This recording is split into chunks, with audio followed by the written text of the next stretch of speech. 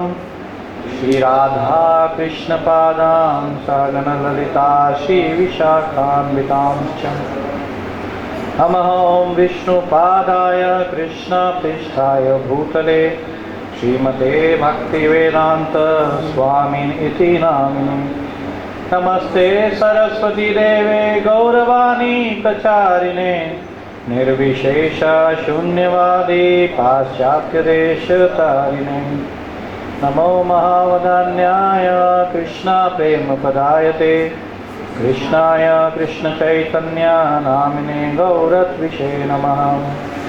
हे कृष्णा करुणा सिंधु दीनबंधो जगत्पते गोपेश गोपिका कांता राधा कांता नमस्तुते तप्त कांचन गौरांगे राधे वृंदावनेश्वरी वृषभानुसुते देवी प्रणमामि हरिप्रिये वाञ्छाकल्पतरुभ्यश्च कृपा सिन्धुभ्यैव च पतितानां पावनेभ्यो वैष्णवेभ्यो नमो नमः। मुखं करोति वाचालं पङ्गुं नङ्गायते गिरिं यत्कृपातमहं वन्दे श्रीगुरुदीनतारिणम्। जय श्री कृष्ण चैतन्य प्रभु नित्यानंद श्री अद्वैत गदाधर श्रीवासादि गौर भक्तवृंदा। हरे कृष्णा कृष्णा कृष्णा हरे हरे हरे राम राम राम हरे हरे।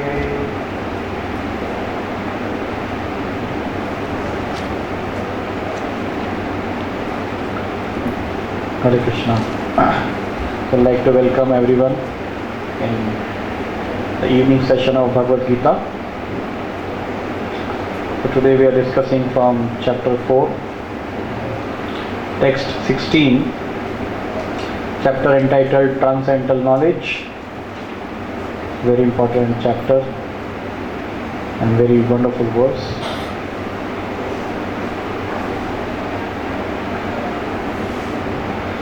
किम कर्म किम अकर्मेति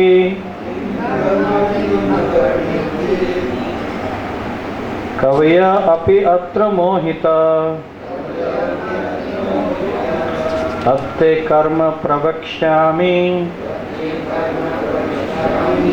यज्ञात्वा मोक्षसे अशुभात्। किम कर्म किम अकर्मेति कवय अपि अत्र मोहितः तत्ते कर्म प्रवक्ष्यामि यज्ञात्वा मोक्षसे अशुभात्। किम कर्म किम अकर्मेति कवय अपि अत्र मोहितः तत्ते कर्म प्रवक्ष्यामि यज्ञात्वा मोक्षसे अशुभात्।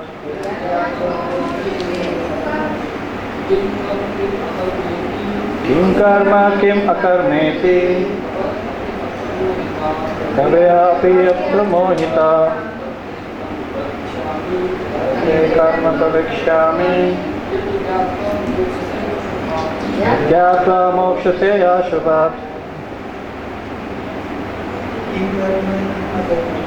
किम कर्म किम अकर्मेति कवय अपि अत्र मोहितः तत्ते कर्म प्रवक्ष्यामि यज्ञात्वा मोक्षसे अशुभात्। किम कर्म किम अकर्मेति कवय अपि अत्र मोहितः तत्ते कर्म प्रवक्ष्यामि यज्ञात्वा मोक्षसे अशुभात्।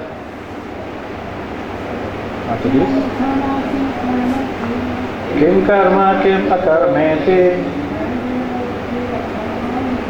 कवय अपि अत्र मोहितः तत्ते कर्म प्रवक्ष्यामि यज्ञात्वा मोक्षते अशुभात्। Kim karma kim akarmeti Kavya priyatra mohita Tate karma pavekshyami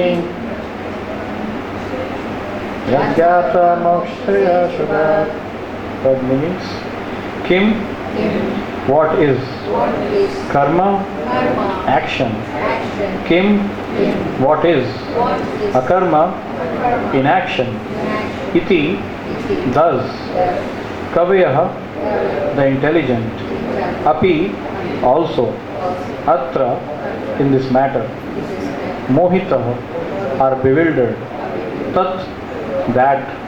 Te, unto you. Karma, work. Pravakshami, I shall explain. Yat, which. Gyatva, knowing. Moksha se, you will be liberated. Ashubhat, from ill fortune. Purport and translation purport by His Divine Grace Srila Prabhupada ki jai. Even the intelligent are bewildered in determining what is action and what is inaction. Now I shall explain to you what action is, knowing which you shall be liberated from all misfortune. Purport. Action in Krishna consciousness has to be executed in accord with the principles of previous bona fide devotees. This is recommended in the 15th verse. Why such action should not be independent will be explained in the text to follow. To act in Krishna consciousness, one has to follow the leadership of the authorized persons who are in line of disciplic succession, as explained in the beginning of this chapter. The system of Krishna consciousness was first narrated to the Sun God. The Sun God explained it to his son Manu. Manu explained it to his son Ishkvaku, and the system is current on the earth from a very remote time, from that very remote time.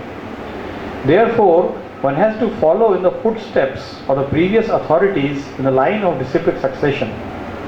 Otherwise, even the most intelligent man will be bewildered regarding the standard actions of Krishna consciousness. For this reason, the Lord decided to instruct Arjuna in Krishna consciousness directly. Because of the direct instruction of the Lord to Arjuna, anyone who follows in the footsteps of Arjuna is certainly not bewildered. It is said that one cannot ascertain the ways of religion simply by imperfect experimental knowledge. Actually, the principles of religion can only be laid down by the Lord Himself. Dharmantu Sakshat Bhagavad Pranita, Bhagavatam 6:3-19. No one can manufacture a religious principle by imperfect speculation. One must follow in the footsteps of the great authorities like Brahma, Shiva, Narada, Manu, the Kumaras, Kapila, Prahlad, Bhishma, Shukadev Goswami, Yamaraj, Janak and Bali Maharaj. By mental speculation one cannot ascertain what is religion of self-realization. Therefore, out of causeless mercy to His devotees, the Lord explains directly to Arjuna what action is and what inaction is. Only action performed in Krishna consciousness can deliver a person from the entanglement of material existence.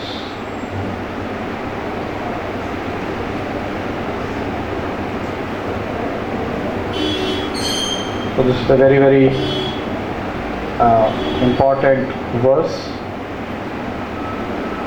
We have been going through the chapters of Bhagavad Gita, where Lord Krishna in the second chapter started with the Atma Gyan, the science of self-realization, further describing about how the living entity is entangled in this material world to the coverings of lust, greed, pride, and especially in chapter 3 further he describes how lust completely covers the living entity. So here in chapter 4 also Krishna is continuing to speak from chapter 3 onwards, that how the coverings of ignorance due to lust can be removed by receiving that transcendental knowledge.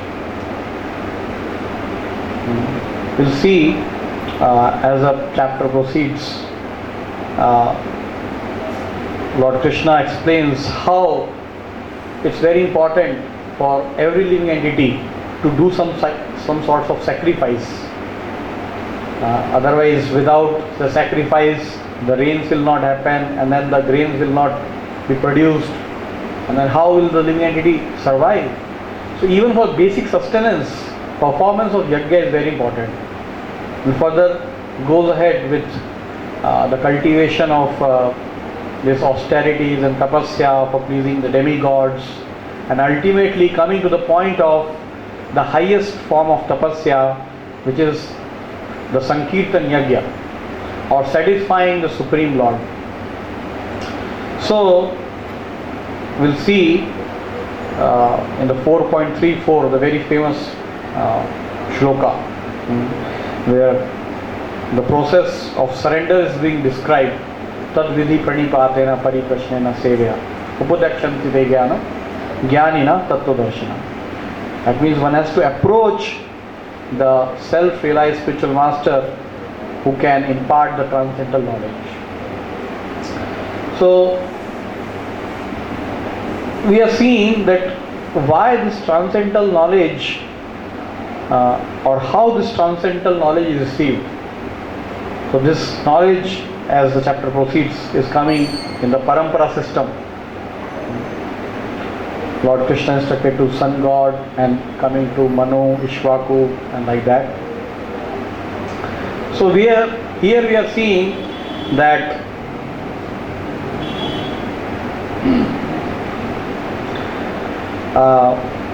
Prabhupada is highlighting, or in this verse it is said that kim karma kim akarmeti. There are three types of actions. One is action in Krishna consciousness, or karma. One is vikarma, or those actions which are prohibited in the scriptural injunctions, which is called the vikarma.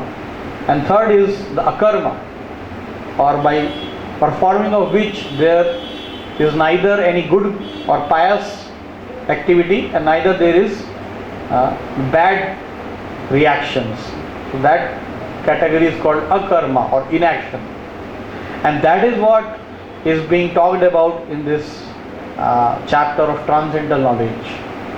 By receiving the transcendental knowledge, one is expected that one's activities will change. So by performing this, the goal of human life is to ultimately get out of this entanglement of birth and death. So we see that how there are so many people nowadays, the goal of civilization is simply to go to schools and then colleges and simply to earn money. The whole civilization is directed in such a way that only the sense gratification is the goal of life. Everybody is mad after this sense gratification. Nunam pramattah kurte vikarme. Vikarma. As Bhagavatam describes that how people are not at all interested in what they are doing, why they are doing. They simply want sense gratification. And this is what is being taught from day one in this material world. the whole civilization has become like this, that we're just teaching how to be happy. We don't mind doing anything to become happy. We don't mind what we are doing, but we just want to be happy by any ways of sense gratification. So, here in the Bhagavatam, it is very clearly described that because people are not able to discriminate that what they are doing, kim karma, kim akarmeti, there is no discrimination. What sort of duties one has to do.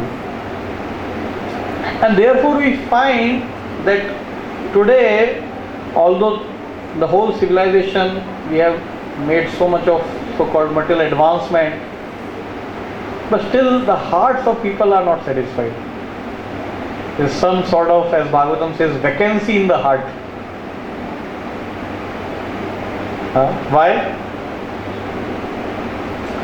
Because everyone is improperly engaged.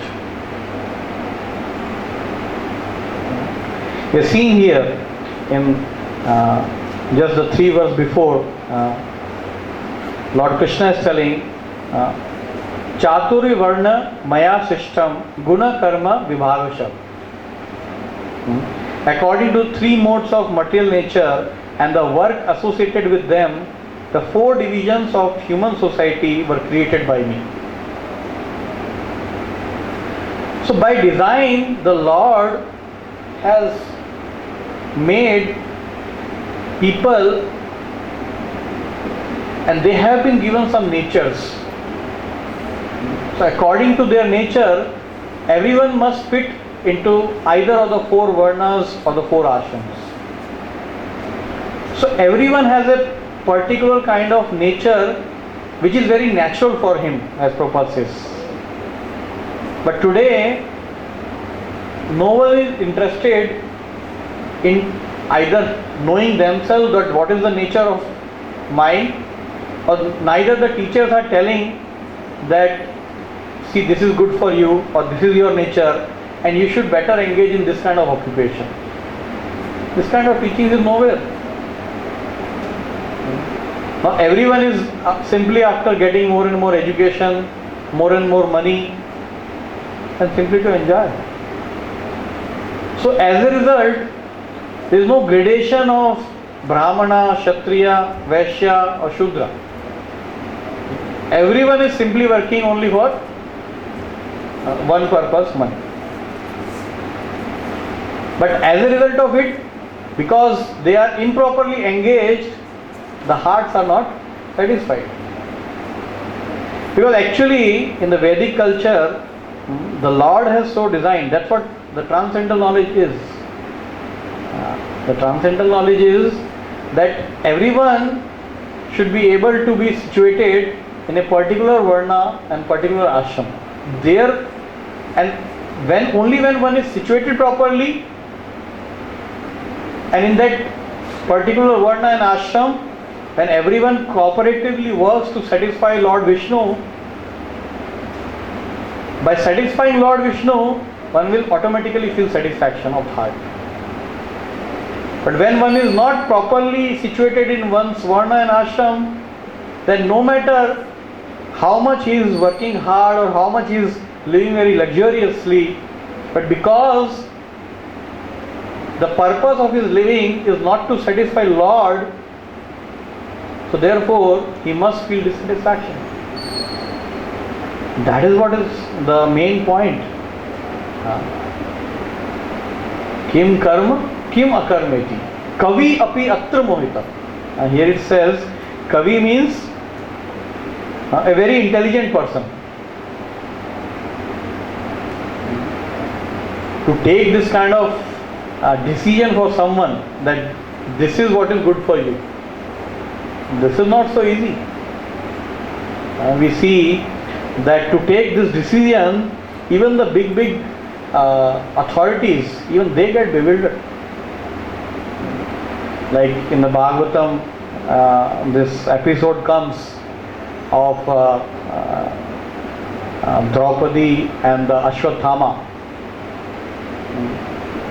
When the Ashwathama was being bound and brought because of his heinous act of killing the 5 sons of the Pandavas, and as a result Draupadi told that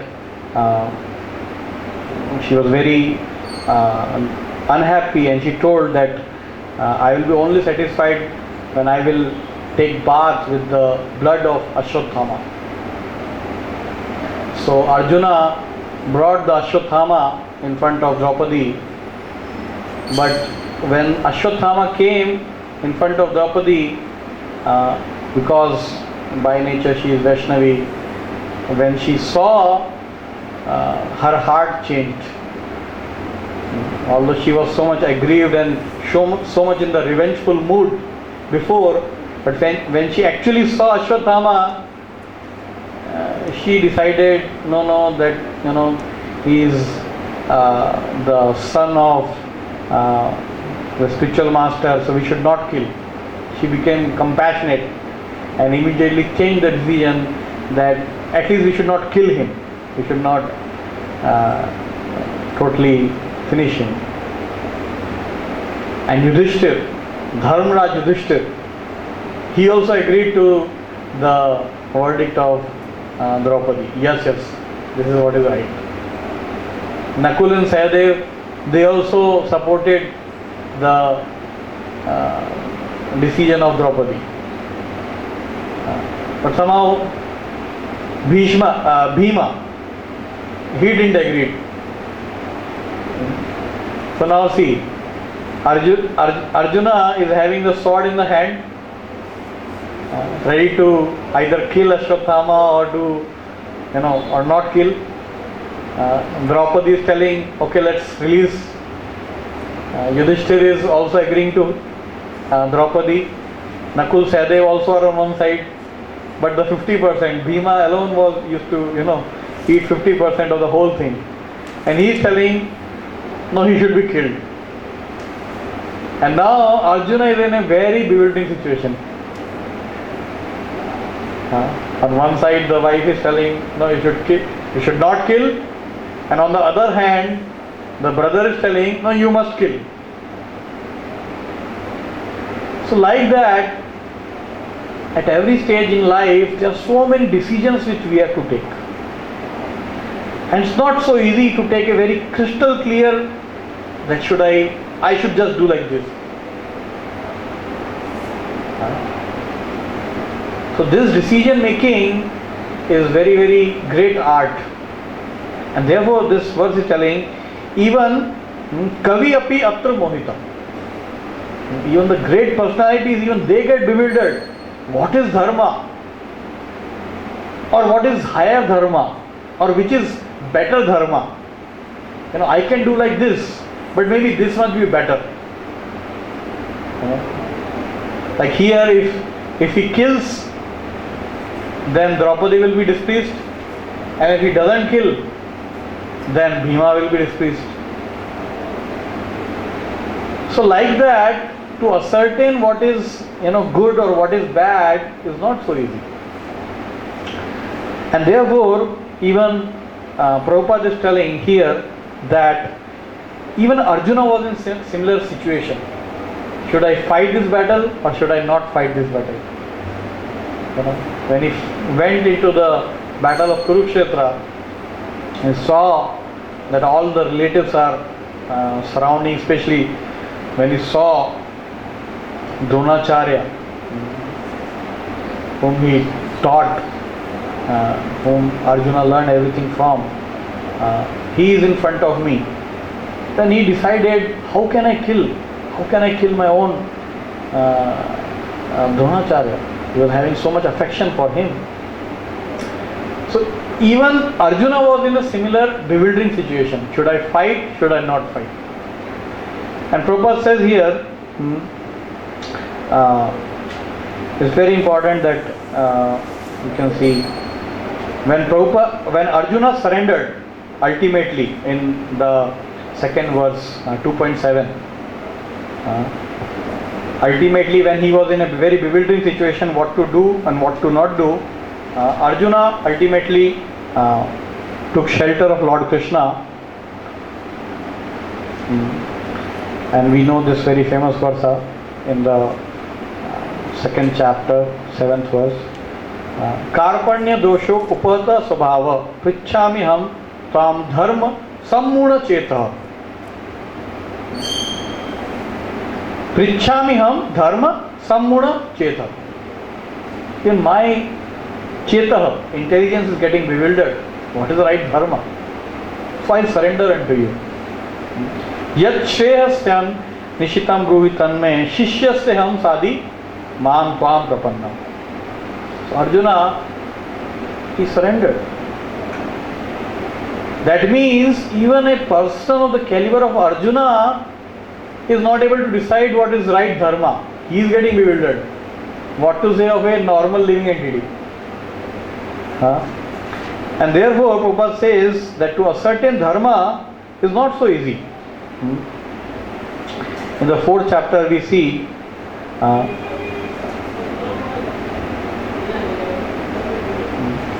स एवं मया दे योग प्रोक्त परातना भक्तो semi सकाचेति रहस्यम ही एतद उत्तमम. So Arjuna is telling, Lord Krishna is telling that very ancient science of relationship with the Supreme is today told by me to you because you are my dear devotee as well as my friend, and therefore you can understand this transcendental mystery of the science.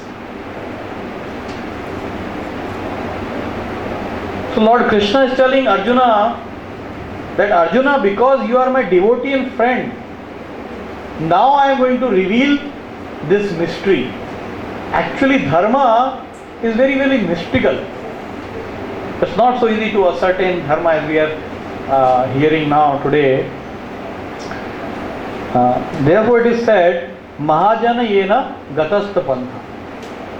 Dharmasya tattvam nihitam guhayam Mahajana yena gatastha pantha. The dharma, the tattva of dharma, as we are discussing, dharma means what will please Lord Krishna. In this situation, what should I do to please Lord Krishna?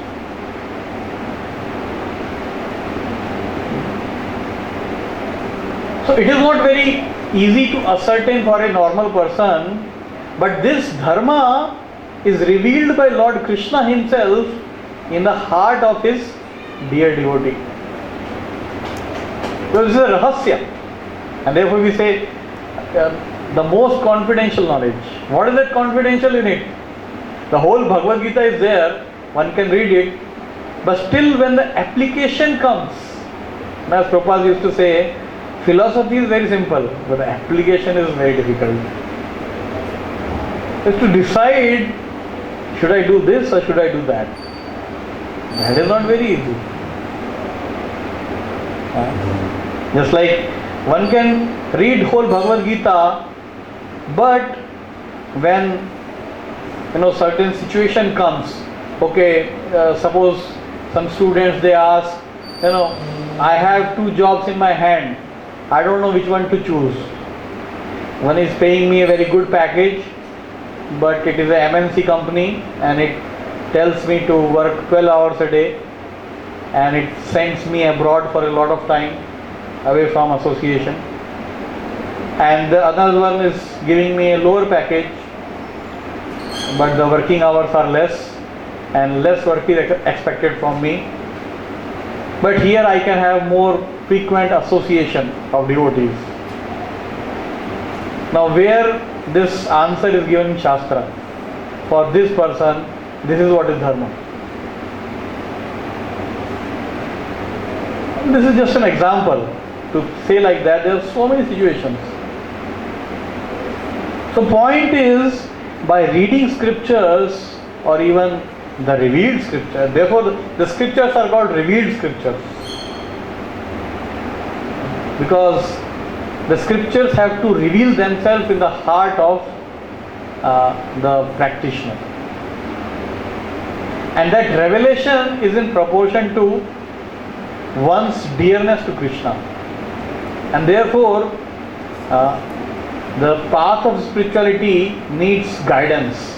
If one practices spiritual life without any guidance, without any direction, then spiritual life is like walking on razor's edge. One will surely fall down. One will surely break his Ado Shraddha. The whole process is Ado Shraddha, so Sadhu Sang, Bhajan Kriya, Anartha Nivritti, Nishtha, Asakti, Ruchi. So this progressive path can only be walked under the guidance of a superior direction, superior authority. And therefore we say the role of Acharya is so important.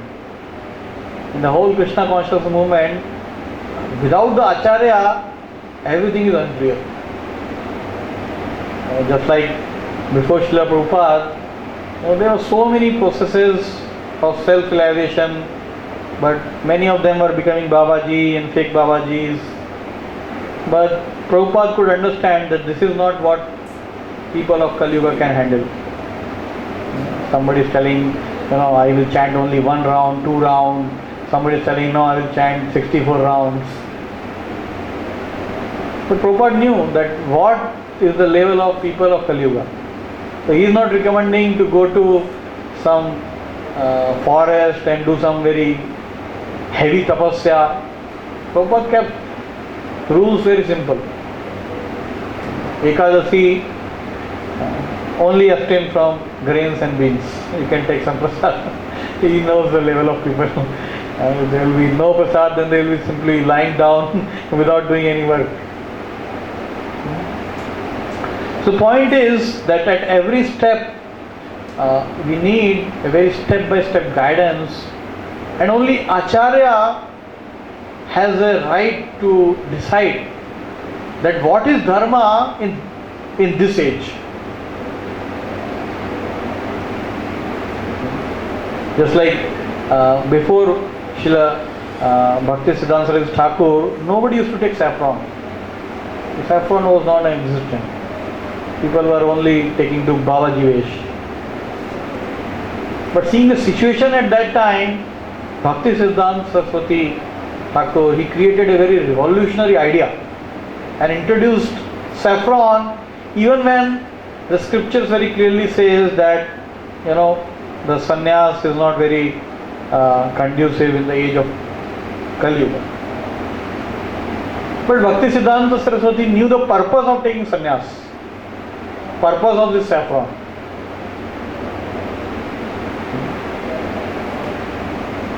So he told that we are not totally transcendental, but we are in the 4 varnas and 4 ashram, and we are below the Babaji Vesh and accepting saffron as one of the ashrams in the varnashram category. But that was needed to spread preaching movement at that time. And then Srila Prabhupada, he further added and subtracted so many things from the original thing, but understanding the principle that what is best for people of this age and how much they can handle. And therefore he designed the morning program and the evening program, the hearing program, hearing Bhagavatam, Bhagavad Gita. This kind of hearing is nowhere in any institution. So much of rigorous studying of Shastras, hearing, discussing, chanting for 2 hours together. Earlier it was not there.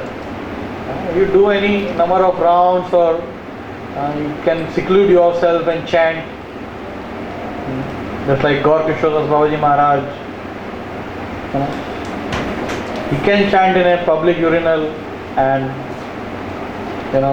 be unaffected from anyone, because he had such kind of absorption. But we can't imitate him. So Prabhupada knew our level, and therefore he told just 16, every day 16.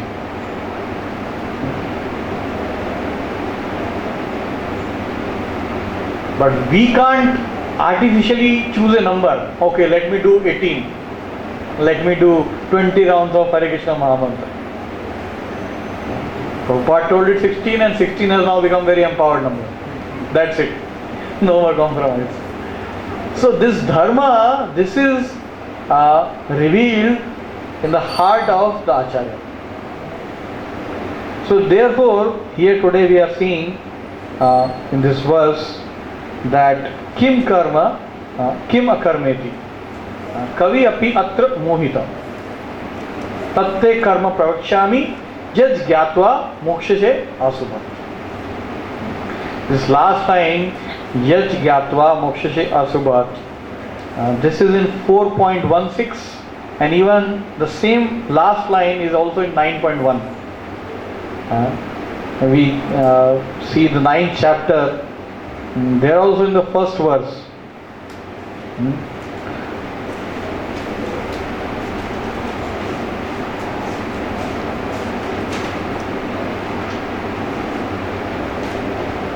And the most confidential knowledge. Shri Bhagavan Uvacha idam tute guhyatamam pravakshami anusuyave jnanam vijnanam sahitam yaj gyatva mokshase asubhat. What does it mean? The whole purpose is to get relief from the miseries of material existence. This is the main point. The transcendental knowledge, which is the most confidential knowledge, is directing everyone to transcend the material existence.